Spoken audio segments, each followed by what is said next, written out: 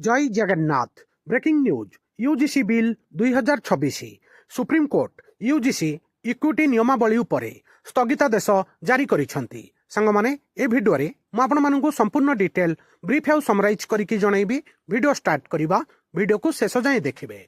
भारतर उच्च शिक्षा ढांचा को प्रभावित करुथिबा एक गुरुत्वपूर्ण हस्तक्षेप भारतर सर्वोच्च न्यायालय यूजीसी इक्विटी नियमावली 2026 को स्थगित रखिछंती।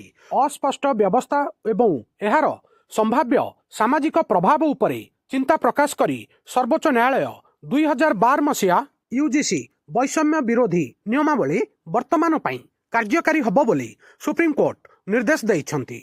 विश्वविद्यालय अनुदान आयोग द्वारा अधिसूचित यूजीसी इक्विटी नियमावली 2026 विश्वविद्यालय एवं कॉलेज गुड़िकरे जातिभित्तिक वैषम्य को समाधान करिया पई जंत्र को सुदृढ़ करिया पई लक्ष्य रखिछि। नियमावली गुड़िक वैषम्य संबंधी मामला रे अभियोग समाधान, उत्तरदायित्व एवं संस्थागत दायित्व को उन्नत करने को चेष्टा करुछि। तथापि आवेदनकारी माने जुक्ति दैछंती जे किछि व्यवस्था रे स्पष्टता एवं पर्याप्त सुरक्षा व्यवस्थार अभाव रही, जहाँ संभाव्य भाव में अपव्यवहार किंबा अनुचित टार्गेटिंग नहीं थाए। सुप्रीमकोर्टर मुख्य विचारपति जस्टिस सूर्यकांत नेतृत्व में गठित खंडपीठ मध्यवर्तीकालीन आश्वस्ति प्रदान करी कहिछंती जे 2012 मसीहा यूजीसी नियमावली वर्तमान पई सारा देश रे लागू रहिबो। सुप्रीमकोर्ट गुरुत्वारोप करिछंती जे भेदभावर सम्मुखीन होउथिबा छात्र छात्री माननकु कौनसी प्रतिकार व्यवस्था बिना छाड़िबा उचित नुहे। सही समय रे यह सतर्क कराई दैछि जे बारंबार नियमक परिवर्तन शिक्षागत प्रशासन को बाधा दबा किंबा छात्र, अध्यापक एवं प्रतिष्ठान पई अनिश्चितता सृष्टि करिबा उचित नुहे। यूजीसी बिल नियम को चैलेंज करुथिबा आवेदन रे जुक्ति दिया जायथिला जे 2026 नियमावली साधारण वर्गर छात्र छात्री माननकु अन्याय भाव में प्रभावित करि पारे एवं प्रक्रियागत सुरक्षा अभाव रखि पारे। सुप्रीमकोर्ट एही चिंता गुड़ी को प्रतिफलित करी कहिथिले जे अस्पष्ट जाति संबंधी व्यवस्था गुड़िकर अपव्यवहार होई पारे।